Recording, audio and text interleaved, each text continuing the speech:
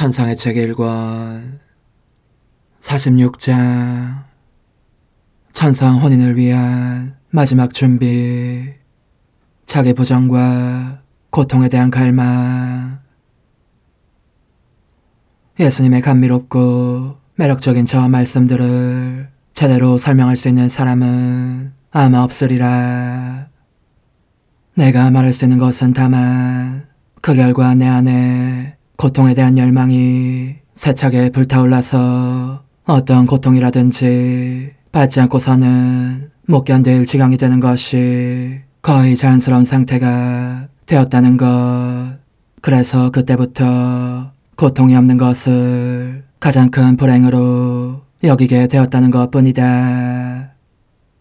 여느 때와 같이 예수님의 그 말씀들을 깊이 생각하고 나자 그분께서 다시 나타나셔서 말씀하셨다. 내 신부야, 이제 너에게 필요한 것은 영적인 준비와 그 승리이다. 이것이 너의 확신을 증대시켜 줄 것이다. 또 필요한 것은 끊임없는 자기 부정이다. 갈수록 더 고통받고 싶은 너의 그 크고 생생한 갈망에는 이것이 선행되어야 한다. 너 자신을 부정하는 것은 너로 하여금 고통의 은총을 받을 자격을 얻게 할 뿐더러 너의 영혼의 모든 내적인 고통도 잘 받게 한다는 것을 알기 바란다. 게다가 고통을 받고자 하는 갈망 자체가 실제적인 참된 고통을 보충하기도 한다. 그러므로 그것이 없을 경우 너의 자기 부정이 고통의 망토 역할을 하면서 가장 심하고 쓰라린 고통과 맞먹는 효력을 내는 것이다. 47장 복되신 성삼위 대전에서 새로이 거행된 신비적 혼인. 예수님께서 들려주신 그 아름다운 말씀들을 생각하고 있노라니 그 말씀들이 나타내는 진실성이 한층 더 박진감 있게 영혼 속에 흘러들어 예수님의 뜻대로 완전히 그분의 것이 되는 은총을 받고 싶은 열망이 북받치고 있었다. 그때 드디어 그분께서 오셔서 순식간에 나를 나 자신 밖으로 끌어내셨다. 그래서 내 영혼은 그분 사랑에 감미로운 매력에 이끌려 하늘을 가로질러 가면서 마주치는 모든 장애를 극복하였다. 땅에서 하늘로 옮겨졌다는 것을 미처 깨닫지 못한 사이에 내 영혼은 이미 지극히 거룩하신 삼위 하느님과 모든 천상 주민들이 있는 천국에 가 있었다. 이는 예수님의 어머니 복되신 동정 마리아의 축열례 축일에, 다시 말하자면 주님의 봉헌 축일에 성녀 카타리나도 참석한 가운데 지상에서 이미 거행했던 예수님과 내 영혼의 신비적 혼인을 천상에서 새로이 하려는 것이었다. 역시 복되신 동정 마리아의 단신 축일인 오늘은 예수님께서 성삼위의 승인을 얻으시려고 흰색과 빨간색과 녹색의 아주 값진 보석들로 장식된 반지를 꺼내시어 성부께 드렸고, 성부께서는 이 반지를 축복하신 후 당신 외아들에게 돌려주셨다. 그리하여 성령께서는 내 오른손을 잡아주시고 예수님께서는 그 넷째 손가락에 반지를 끼워주셨다.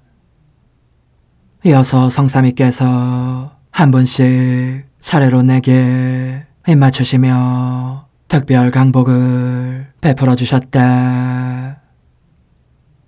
지극히 거룩하신 삼일체 대전에 나아갈 때에, 그리고 방금 말한 이 예식이 거행되는 동안 내가 느낀 당혹감을 어떻게 말로 다 할 수 있겠는가. 성삼이 대전에서는 오직 얼굴을 땅에 대고 꿇 엎드려 있을 수밖에 없더라는 말만 할 수 있을 뿐이다. 내 영혼의 신랑이신 예수님께서 일어나서 성삼이 대전으로 곧장 나아가라고 용기를 북돋아 주시지 않았다면 그렇게 꿇 엎드린 채 오래도록 마냥 있었을지도 모른다. 그런데 이로 인하여 마음 한편으로는 더할 나위 없는 기쁨과 만족을 느꼈지만 또 한편으로는 그토록 큰 어미에 짓눌려서 말하자면 으스러져 없어지는 느낌이었다. 이 어미는 그렇게 내 안의 외경의 마음을 불러일으키면서도 하느님 성부와 성자와 성령의 본질과 거룩함에서 뿜어나오는 영원한 빛으로 형용할 수 없는 기쁨이 스며들게 하는 것이었다.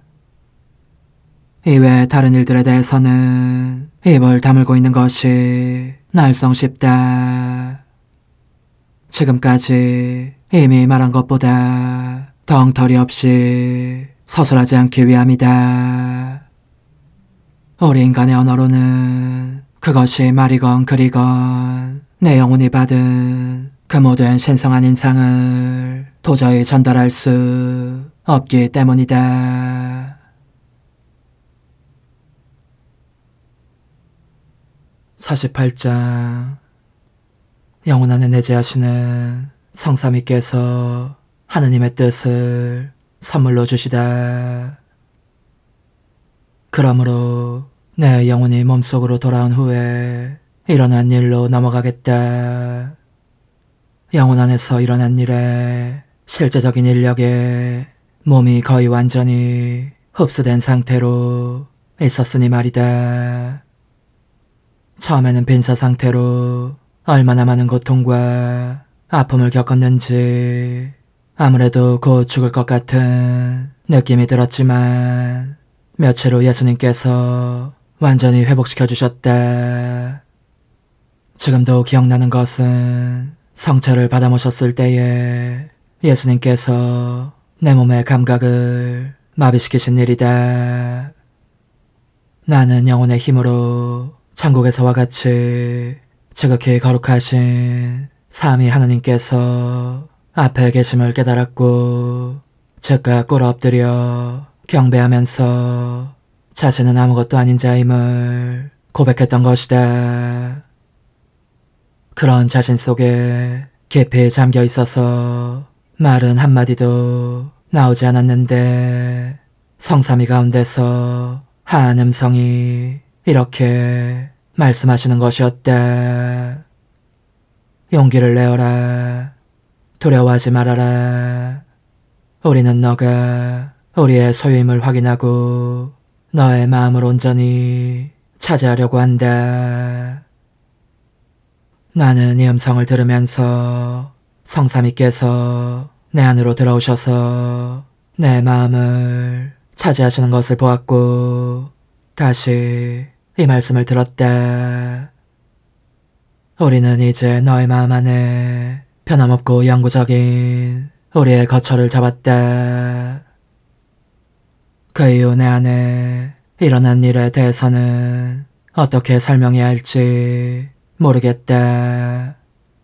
왜냐하면 내가 하느님이 된 느낌이었기 때문이다. 이제는 내 안에 내가 살고 있는 것이 아니라 성삼위께서 내 안에 사시고 나도 그분들 안에 살게 되었으니 내 몸이 마치 살아계신 하느님의 거처가 된 것 같았다. 따라서 내 마음속에서 역력히 활동하시는 성삼위의 참된 현존을 감지할 수 있었다. 나는 그분들의 음성이 내 안에서 밖으로 나가서 귀에 쟁쟁하도록 또렷이 되울려오는 것을 들었다. 이 모든 일이 흡사 나란히 붙어있는 옆방에 사람들이 있어서 그들 사이의 대화가 전부 똑똑히 들리는 것과 같이 일어났다. 방이 그만큼 가까운 데다 소리가 방을 넘어 울려오기 때문이었다. 그러자 예수님께서 말씀하시기를 내가 필요할 때는 언제든지 나의 밖이나 다른 어디가 아니라 나 자신 안에서 참으로 내 마음 깊은 곳에서 당신을 찾으라고 말씀하셨다. 과연 그때부터 나는 언제나 내 마음 안에서 그분을 찾아 만나곤 하였다. 또 내가 나 자신 밖에 나가 있을 경우에도 예수님을 부르면 곧바로 응답해 주셨고 마치 두 사람이 서로 대화를 나누듯이 큰 소리로 말씀하셨다. 그러나 가끔 내 안에 너무 깊이 숨어 계셔서 그분의 말씀이 도무지 들리지 않는 경우도 있었다. 그럴 때면 한참 동안 아무리 그분을 부르며 찾아도 내 안에서 움직이거나 말씀하시는 기척이 느껴지지 않기 때문에 나는 대담하게도 그분을 찾아 하늘과 땅과 바다를 두루 돌아다니곤 하였다. 그렇게 열띤 상태로 돌아다니거나 또 다른 때에는 불타는 그리움으로 눈물을 흘리며 예수님을 잃고 말았다는 말할 수 없는 고통에 휩싸여 있으면 예수님께서 내 마음속에서 이렇게 말씀하시는 것이었다. 나는 여기에 너와 함께 있다. 다른 곳에서 찾지 말아라. 너 안에서 쉬고 있다니까. 하지만 너를 지켜보고 있었다. 내 안에서 들리는 이 말씀에 나는 놀라움과 기쁨에 겨워 그분께 여쭈었다. 저의 어지신 예수님, 당신께서 제 안에 계시면서 오늘 아침 저로 하여금 하늘과 땅과 바다를 두루 돌아다니며 당신을 찾게 하시니 어찌된 일이옵니까? 적어도 나 여기 있다고만 말씀해 주셨다면 계시지도 않는 곳에서 찾노라고 이처럼 기진맥진할 지경이 되지는 않았을 텐데. 보십시오. 다디단 저에선 제 생명이시여. 제가 얼마나 지쳤는지 보십시오. 이제는 힘이 다 빠져 기절할 것 같습니다. 부디 저를 당신 팔에 안아주십시오. 정말 죽겠습니다. 그러자 예수님께서는 그 한없는 사랑으로 나를 팔에 안으시며 떠받쳐 주셨다. 이와 같이 나를 안아주시는 것은 쉬게 하시려는 것이었지만 그것은 간혹 있는 일이었고 대체로는 내가 잃어버린 힘을 되찾게 하시려는 것이었다. 또한 그렇게 내 안에 숨어 계신 예수님을 부득이한 사정으로 찾고 있으면 그분께서 내 안에서 모습을 보여주신 다음 내 마음 밖으로 나오실 때도 있었다. 그러나 그분께서 나오신 순간 더 이상 예수님이 아니라 분명히 성삼위께서 보이는 것이었다. 이 성삼위께서는 우선 무척 귀여운 새 아기들의 모습으로, 다음에는 하나의 몸에 머리가 셋인 모습으로 나타나셨는데 각각 독특한 아름다움과 완전한 매력을 지니고 계셨다. 그 순간에 내 기쁨을, 특히 이 새 아기들을 내 팔에 안았을 때의 만족감을 도대체 어떤 말로 표현할 수 있겠는가. 내가 번갈아가며 입맞춤을 드리자 그들도 차례로 내게 입을 맞추셨고, 한 아기와 또 한 아기는 내 오른쪽 어깨와 왼쪽 어깨에, 나머지 아기는 바로 내 가슴 쪽에 기대어 계시는 것이었다. 이와 같이 이 아기들과 함께 즐기고 있는 동안 하느님께서 지금까지 피조물에게 베풀어 주신 이 가장 경탄스럽고도 놀라운 일 가운데서도 나의 놀라움은 더욱 증대하고 있었으니, 이 세 아기 중 한 아기만 보고 있는 순간에도 그 한 아기 안에서 셋을 다 볼 수 있었고, 반대로 세 아기를 한꺼번에 보면 셋이 하나가 되는 것이었다. 더욱 기묘하게도 팔에 한 아기를 안거나 세 아기를 동시에 안거나 그 무게가 똑같은 것이었다. 한 아기만 안고 있어도 그 체중이 셋을 동시에 안았을 때의 무게와 같았던 것이다. 또한 이들 각각에 대해서 내가 느끼는 사랑도 셋 모두에 대한 것과 같은 정도였는데, 그것은 각자가 혼자서도 셋이 동시에 끌어당기는 것과 같은 매력으로 나를 끌어당기셨기 때문이다. 이 아기나 저 아기나 그 끌어당기는 방식이 하나이기에 매력도 하나였던 것이다. 이쯤 와서 보니 입 다물고 그냥 넘어갔을지도 모를 일들에 대해서 꽤 상세하게 많은 말을 한 것 같다.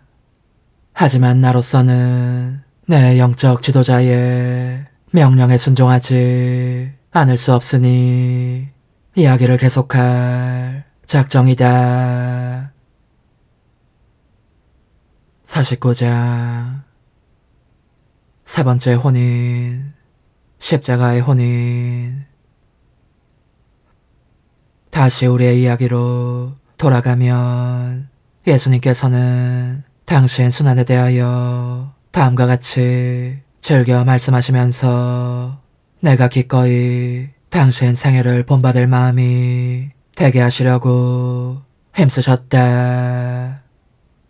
내 신부야, 우리가 이미 거행한 혼인 외에 또 하나의 혼인이 남아있는데 이는 십자가의 혼인이라고 일컫는 것이다. 너가 알아두어야 할 것은 십자가와 접목되어 힘차고 튼튼해진 덕행들은 감미롭고도 사랑스러운 것이 된다는 사실이다. 내가 지상에 오기 전에는 고뇌, 치유, 고통, 가난, 질병 및 갖가지 고난의 십자가가 영락없는 부끄러움과 불명예로 간주되었지만, 내가 다 겪은 후에는 그 모든 것이 나와의 접촉으로 말미암아 신성하고 거룩한 것이 되었으므로 그 모양을 바꾸어 감미롭고 즐거운 것이 되었다. 그중 어떤 것을 겪을 은혜를 받게 된 사람은 이를 큰 영예로 여기게 된 것이다. 일이 이렇게 된 것은 그 영혼이 나의 제복인 고난을 입음으로써 하느님의 자녀가 되었기 때문이다. 십자가의 외관만을 보고 멈춰서고 마는 사람에게는 정반대의 현상이 일어나기에 이를 극심한 고통으로 여기면서 몹시 싫어하고 불평해대기 마련이다. 자기에게 부당한 것이 주어진 것처럼 받은 까닭이다. 그러나 십자가의 신비를 통찰한 사람은 누구든지 십자가를 매우 맛있고 건강에 좋은 무엇으로 여기기에 십자가 안에서 자신의 행복을 이루어간다. 딸아, 그러므로 나는 너를 너의 몸과 한 가지로 너의 영혼도 되도록 빨리 십자가에 못 박고 싶다. 이것만이 나의 간절한 바람이다.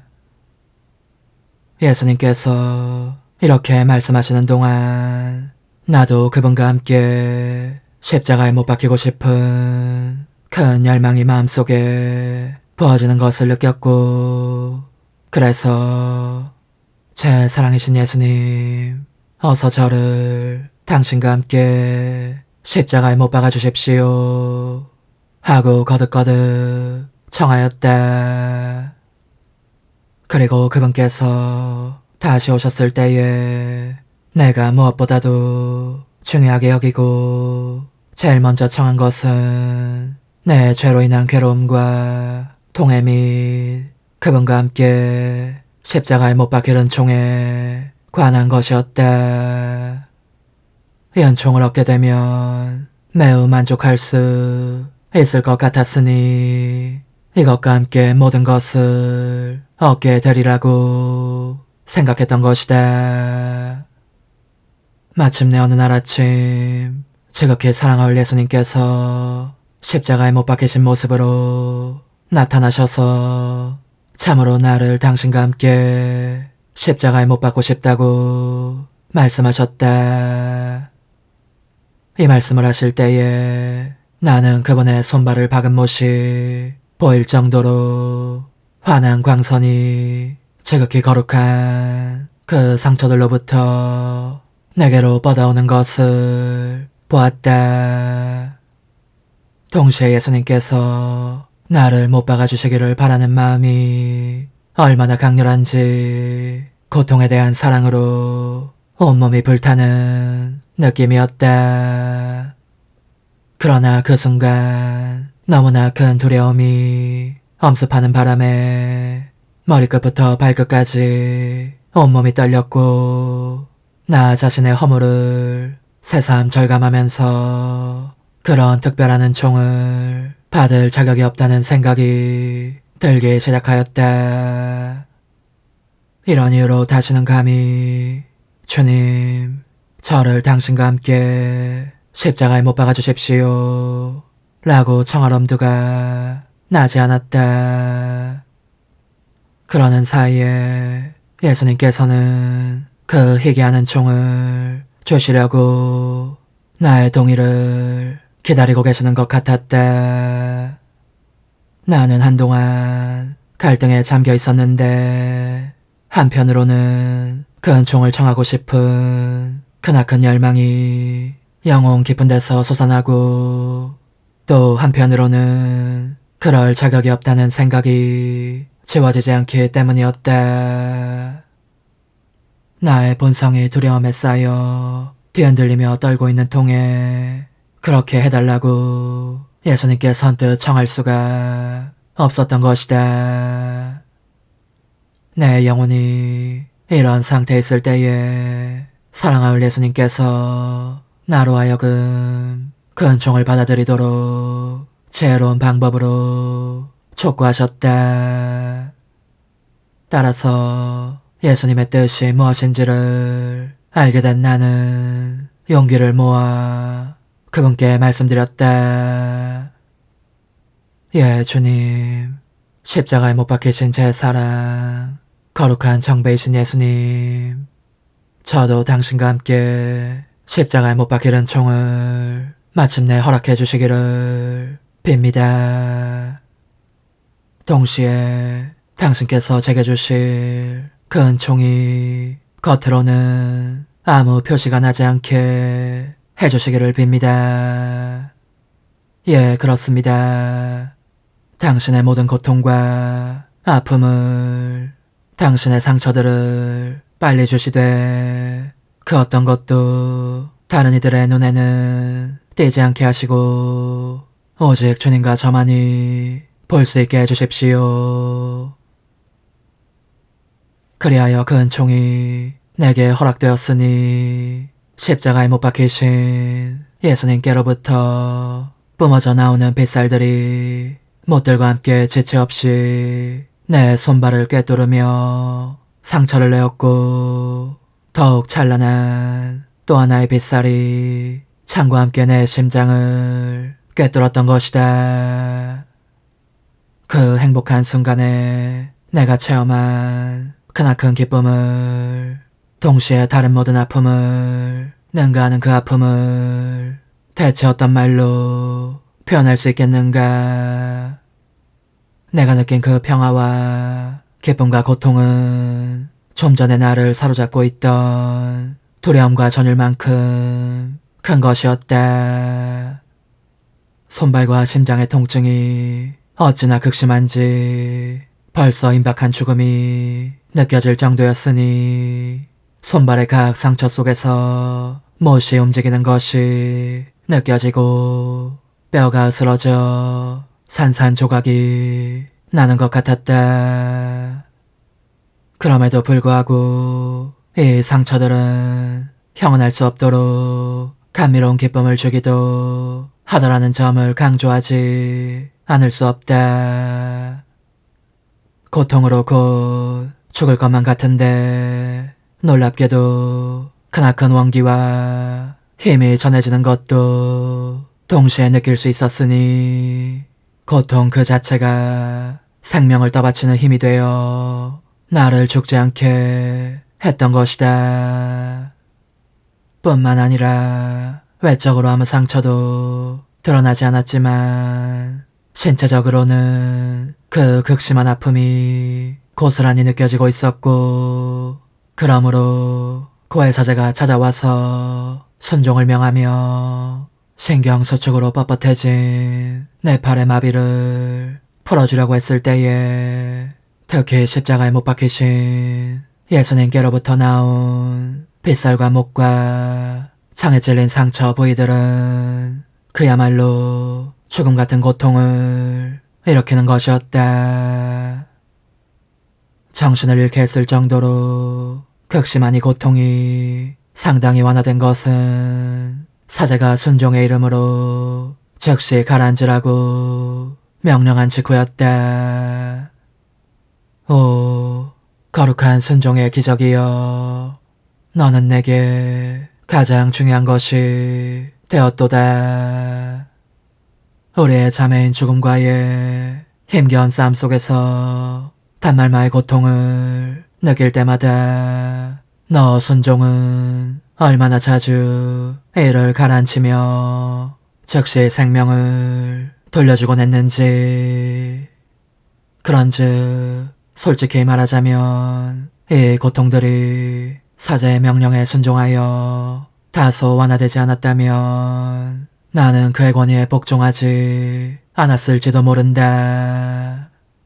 죽음의 밥이 된 영혼을 그 소나기에서 빼앗을 만큼 큰 권능을 당신 사제들에게 주신 주님께서는 언제나 찬미받으소서. 그러한 권능이 오로지 주님의 더 큰 영광과 영혼들의 구원을 위한 것이 되기를 바랍니다. 여기서 또 한 가지 밝혀야 할 점은, 내가 죽음 같은 수면 상태에서 깨어났을 때는 위에서 말한 상처들이 몸의 어디에도 보이지 않은 반면, 다시 의식을 잃어버리면 내게 찍혀있는 예수님의 상처들을 분명히 볼 수 있었다는 점이다. 바로 십자가에 못 박히신 예수님의 상처들이 말하자면 내 손발과 심장에 날인되어 있는 듯 했던 것이다. 이제까지 말한 것은 오직 십자가의 혼인과 내가 최초로 십자가에 못 박히는 고통을 겪었던 일에 관한 것뿐이었다. 그 이후 여러 해에 걸쳐 일어난 수없이 많은 일들을 하나하나 전부 되새겨볼 수는 없기 때문이다.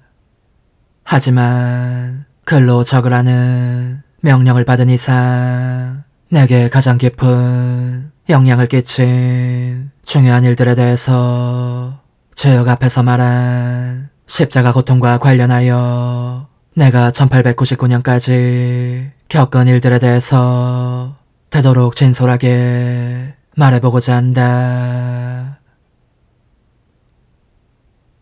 50장 참된 통의 은총을 받다. 무엇보다도 먼저 써야 할 것은 예수님께서 내게 십자가에 못 박히는 고통을 주신 이후 다시 오실 때마다 나는 이렇게 번번이 말씀드렸다는 점이다. 사랑하올 예수님, 부디 저에게 참된 통의 은총을 내려주십시오. 당신을 모욕한 죄들에 대한 통해가 저 자신을 불살라 당신의 기억에서도 제 영혼에서도 그 모든 죄가 사그라지게 해주십시오. 그렇습니다. 좋으신 예수님, 저에게 깊은 통해를 주시어 당신을 모욕한 뻔뻔스러운 마음을 보속하게 해주십시오. 이 통해가 죄를 잘하게 한 모든 집착을 능가하게 하셔서 참으로 완전히 그것을 뿌리째 뽑아버리고 당신 품에 더 바싹 안기게 해주십시오. 일단 이 은총부터 청한 나에게 예수님께서는 다정하게 말씀하셨다. 나를 모욕한 일을 너가 뉘우치며 괴로워하고 있으니 내가 몸소 잘 참회하도록 도와주마. 이와 같이 하면 너가 죄의 추함을 깨닫고 이것이 내 마음에 얼마나 쓰라린 고통을 끼치는지를 이해하게 될 것이다. 그런즉 나를 따라 이렇게 말하여라. 이 몸이 바다를 가로질러 가며 당신을 보지 못한다 해도 거기에 당신은 계시나이다. 땅 위를 걸어가도 당신은 제 발 아래 계시나이다. 그럼에도 저는 죄를 지었나이다. 여기서 예수님은 거의 울먹이는 음성으로 속삭이듯이 덧붙이셨다. 그러나 나는 너를 사랑하며 지켜주었다. 예수님께서 이 말씀들을 하셨을 때에 나는 너무나 많은 것을 깨달았으므로 하나하나 다 말할 수가 없다. 다만 무엇보다도 특히 모든 사물 안에 계시는 하느님의 현존과 그 무한성과 위대성을 그리고 하느님의 이 속성으로 말미암아 우리네 생각의 그림자까지도 그분을 피해 달아날 수가 없다는 것을 깨달았다는 말만 하겠다. 또한 이다지 위대하고 거룩하신 하느님의 어미에 비하면 허무한 나는 한낱 그림자만도 못해 보이는 것이었다. 그럼에도 저는 죄를 지었나이다 라는 말씀에서는 죄의 추함과 나의 악의와 뻔뻔스러움을 알게 되었으니 이는 한순간에 만족을 위하여 그분을 뒷전으로 돌림으로써 엄청나게 모욕했기 때문이었다. 또한 그러나 나는 너를 사랑하며 지켜주었다는 말씀을 듣자 몹시 격렬한 통에 사로잡혀 거의 숨이 넘어갈 지경이었다. 왜냐하면 내가 하찮은 쾌락을 그분보다 앞세움으로써 그분을 모욕하고 거의 돌아가시기까지 하는 순간에도 그분께서는 나를 한없이 사랑하신다는 것을 깨달았기 때문이었다. 그렇습니다. 주님, 당신께 대한 저의 망언과 악의는 제게 대한 당신의 인자하심과 맘먹습니다. 부디 저에게 자비를 베푸시어 어제나 오늘이나 앞으로도 영원히 저를 사랑하시는 당신의 사랑만큼 깊은 통해를 항상 느끼게 해주십시오. 51장 고통을 대신 받는 것의 의미. 지극히 사랑하올 예수님께서 죄를 짓는 사람들 마음 안에 얼마나 큰 악의가 도사리고 있는지를 감히 하느님을 아주 하찮은 쾌락보다 더 못하게 평가하는 사람들 안에 얼마나 심한 악의와 주제넘은 건방짐이 숨어있는지를 분명하게 깨닫도록 해주신 이래로 나는 쭉 아주 작은 잘못도 범하지 않으려고 조심했을 뿐만 아니라 마음속에 저절로 나타났다가 사라지는 죄의 그림자마저도 두려워하게 되었다. 그리고 과거에 지은 죄들에 대해서 얼마나 치를 떨며 부끄러워했는지 모든 사람들 중에서 내가 가장 악한 자라고 여기게 되었다. 따라서 그때부터 줄곧 예수님께서 나타나시기만 하면 더욱더 깊은 통해를 주시기를 십자가에 못 박겠다고 하신 약속을 지켜주시기만을 간청하였다. 어느 날 아침 더 많은 고통을 받고 싶은 강한 열망을 느끼고 있을 때에 사랑하올 예수님께서 오셨다. 그리고 몸 밖으로 내 영혼을 끌어내셔서 한 사람을 보여주시려고 데려가셨다. 방금 총을 맞고 죽어가고 있는 남자였는데 그의 영혼이 바야흐로 몸을 벗어나려고 하고 있었고 그리하여 막 지옥의 희생물이 되려는 참이었다. 그 순간 예수님께서는 나를 당신 자신 안에 들어가게 하시어 그 영혼을 잃는 것이 당신 마음에 얼마나 고통스러운 상처를 내는지를 이해하게 해주셨다. 오, 영혼의 영원한 멸망이 예수님께 얼마나 큰 고통을 끼치는지를 세상 사람들이 안다면 적어도 그분께서 그 끔찍한 고통을 당하시지 않게 해드리기 위해서라도 가능한 온갖 수단을 활용하여 영원한 멸망에는 떨어지지 않을 것이라고 확신한다.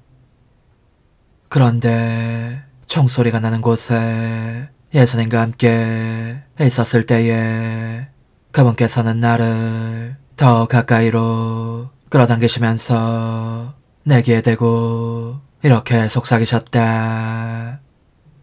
내 신부야, 이 영혼의 구원을 위하여 너 자신을 희생 제물로 바쳐 그가 범한 중죄들 때문에 마땅히 받아야 할 고통을 대신 받지 않겠느냐.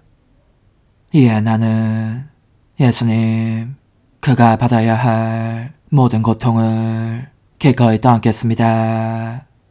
하지만 당신께서 그의 영혼을 구원하시고 육신 생명도 되돌려 주겠다고 약속하신다면 그렇게 하겠습니다. 하고 말씀드렸다.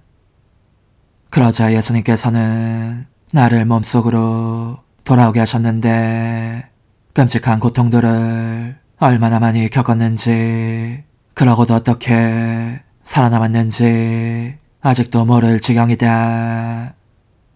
그 상태로 1시간도 더 지났을 때 예수님께서 고해사제를 보내셔서 순종에 의하여 나를 회복시키게 하셨다.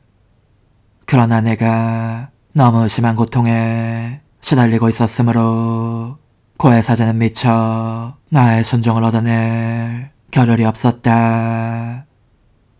그는 내가 그토록 심한 고통을 겪은 원인이 무엇인지를 물었으므로 나는 좀 전에 보았던 일을 전부 이야기하였고 그 살인사건이 일어난 현장도 알려주었다.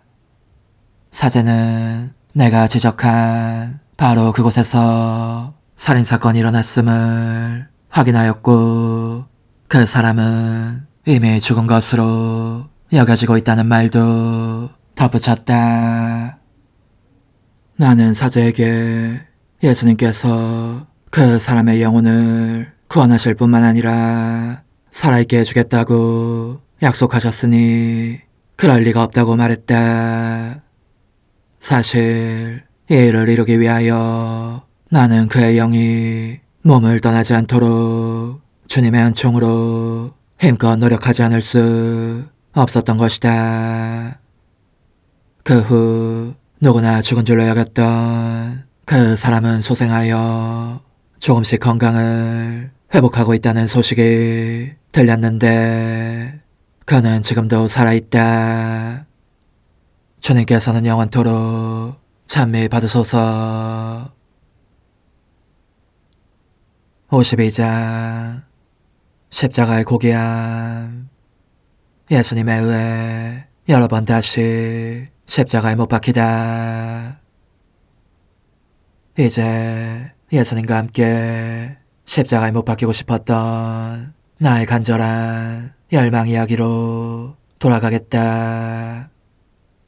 이는 나의 가장 큰 선이신 주님께 대한 사랑으로 말미암은 열망이었고 또 내 과거에 대한 속죄와 보속을 바치려는 것이었다. 이때 예수님께서 오셔서 이전에 하신 것처럼 다시 내 영혼을 몸 밖으로 끌어내시어 당신께서 참혹한 고난을 받으셨던 성지로 데려가셨다. 그분과 함께 성지를 돌아보고 있노라니 많은 십자가들이 눈에 띄었다. 그러자 사랑하올 예수님께서 이렇게 말씀하셨다. 내 신부야, 십자가 안에 지극히 값진 선이 있다는 것을 안다면, 그리고 이것이 영혼을 얼마나 고귀하게 만드는지를 안다면 누구든지 예외 없이 십자가를 갈망하게 될 것이다. 십자가를 소유하는 선을 지니고 있는 사람은 십자가와 아울러 값을 매길 수 없도록 귀한 보석을 얻기 때문이다. 너에게는 단지 이렇게 말하는 것으로 족하리라. 즉, 나는 하늘에서 땅으로 내려왔을 때에 재산이나 삶의 쾌락을 택하지 않았다. 그 대신 내가 가장 아끼며 가장 깊은 친교를 맺은 자매들은 바로 십자가와 가난과 지옥과 심한 고통이었다.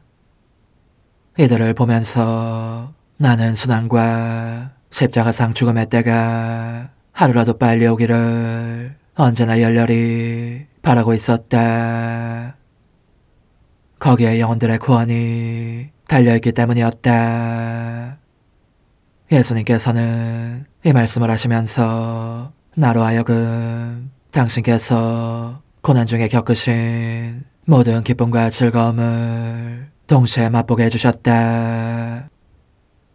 그분의 말씀으로 내 마음은 고통받고 싶은 갈망과 매우 거룩한 감동과 열망으로 그야말로 뜨겁게 불타올라서 마치 서둘러 십자가에 못 박히신 그분을 닮게 된 것 같았고, 그래서 힘을 다하여 목청껏 그분께 간청하였다. 그렇습니다. 거룩한 정배시여, 저에게 고통을 주십시오. 당신께서 저를 얼마나 사랑하시는지를 더 잘 알 수 있도록 당신의 십자가를 주십시오. 그렇지 않으면 저는 당신을 위하여 모든 것을 버리고서도 당신의 사랑이 정말 저를 위한 것인지를 언제나 의심하며 살 것입니다. 그러자 나의 간청이 어느 때보다도 마음에 드신 예수님께서 내가 아까 보았던 십자가들 중에 하나 위에 드러눕는 것을 허락하셨다. 전신을 편 채 오셔서 못 박아주시기를 빌고 있노라니 그분께서는 애정어린 동작으로 못을 하나 집으시고 내 손에 박기 시작하셨다. 그러면서 이따금 너무 아프지 않느냐, 그만둘까 하시는 것이었다. 아닙니다. 아닙니다. 제 사랑이시여 계속 하십시오. 아프지만 그래도 당신께서 손수 못 박아주시니 기쁩니다. 그러나 바로 그 순간 예수님께서 그만두실 것 같은 예감이 들었기 때문에 나는 이렇게 부르짖었다. 예수님, 예수님, 어서 서둘러 주십시오. 너무 오래 지체하지 마십시오. 그런데 결국 그렇게 되고 말았다. 예수님께서 또 한쪽 손을 못 박으려고 하셨을 때 처음에는 딱 맞는 길이었던 십자가의 가로대가 짧아져 있기 때문이었다. 이미 못 박은 손에서 못을 빼신 후 그분은 이렇게 말씀하셨다. 내 신부야, 다른 십자가를 찾아보아야겠구나. 지금은 일어나시면서 기운을 차려라. 그 순간 내가 느낀 수치감을 어떻게 말로 표현할 수 있겠는가. 너무나 무안해서 극도로 당황한 채 이렇게 부르짖었던 것이다. 아, 그렇습니다. 저는 아직 고통을 많이 받을 자격이 없습니다. 이와 같은 일이 마치 농담이 나듯이 여러 차례 거듭되었다. 어떤 때는 십자가의 가로대는 딱 맞는데 세로대의 길이가 모자라고, 다른 때는 온전히 못 박히는 데에 필요한 무엇이 또 모자라고. 욕한데 예수님께서 나를 십자가에 못 박지 않으시려고 언제나 어떤 구실을 찾아내셔서 다음 기회로 미루고 나신 것이다. 오, 예수님과의 이 반복된 엇갈림 속에서 내 영혼은 얼마나 큰 고통을 겪었는지 자주 투덜거릴 만한 이유가 있었으니 그분께서 당신 자신의 고통을 내게 거절하시기 때문이었다. 그래서 어느 때보다도 더 괴로워하면서 이렇게 말씀드리곤 하였다. 저의 사랑이시여, 결국은 모든 것이 농담으로 끝날 것 같습니다. 사실 당신께서는 저를 영원히 하늘로 데려가겠다고 하시고서는 번번이 땅으로 돌려보내시어 이 몸속에서 살도록 하셨으며, 또 저를 십자가에 못 박아 당신과 함께 해주겠다고 하시고서는 아직 한 번도 완전한 못 박힘에 이르게 하지는 않으셨습니다. 그러나 예수님께서는 그렇게 될 것이다, 머지않아 그렇게 될 것이다, 꼭 이루어질 일이니 나를 의심하지 말아라 하시는 것이었다.